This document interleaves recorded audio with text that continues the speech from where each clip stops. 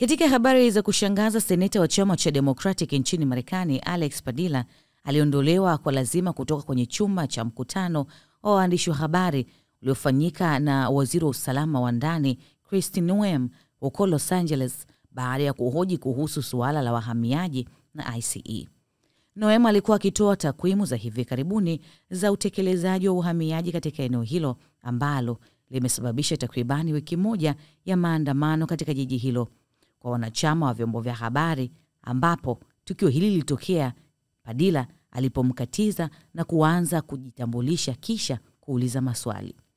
Mara baada ya kuondolewa kwenye chumba cha waandishi wa habari, seneta wa California alifungwa pingu na kuwekwa chini ya ulinzi na maafisa wa polisi kwa lazima, huku akiendelea kuhoji. Kuondolewa kwake kulisababisha shutuma kwa pande zote mbili, huku maseneta wenzake wakitaja kukamatwa kwa kushtua na fedheha ya kuudhi, na utawala wa Trump wakiuita ilikuwa ni mkutano ama ukumbi wa kisiasa usio na heshima. Idara ya usalama wa ndani ilisema Padilla alijihusisha na uigizaji wa kisiasa usio na heshima na kwamba Noem alikutana na seneta huyo baada ya kumaliza mkutano wake.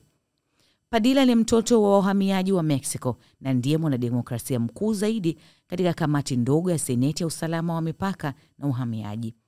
Punde tu alipoachiwa huru, alizungumza na waandishi wa habari kusema alikuja kwenye mkutano huo wa waandishi wa habari ili kusikia anachokisema waziri, ili kuona kama anaweza kujifunza habari yote mpya.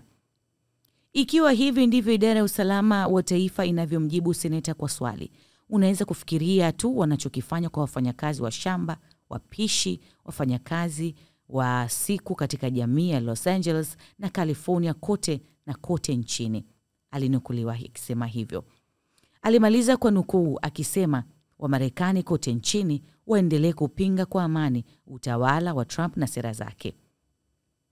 FBI baadaye ilitoa taarifa ikisema Padilla aliondolewa na maajenti wa Secret Service alipofanya usumbufu na vurugu wakati wa taarifa rasmi ikitolewa. Hii ni taarifa iliyotolewa na vyombo vya habari kupitia taarifa ya polisi wa FBI. Tukio hilo linakuja wakati hali ya hewa ikiongezeka kuwa mbaya huko Los Angeles, ambayo imekumbwa na maandamano ya kupinga uvamizi wa Rais Donald Trump wa shirikisho la wahamiaji. Mamlaka za Los Angeles zimechukua hatua ya kuweka amri ya kutotembea usiku kufuatia siku kadhaa za maandamano ya kupinga msako wa wahamiaji kutoka kwa Rais Donald Trump. Katazo hilo lilianza Juni 10 usiku na kudumu hadi mapema asubuhi siku iliyofuata. Hata hivyo, haikuzuia watu kuingia mtaani. Idara ya polisi ya Los Angeles ilitangaza kwamba watu zaidi ya 200 wametiwa nguvuni kwa kushindwa kutawanyika na kukiuka amri hiyo. Mayor Karen Bass wa Los Angeles Juni 11 alisema amri ya kutotembea usiku itasalia ikiwa msako dhidi ya wahamiaji utaendelea. Mimi ni Gina Baltazare.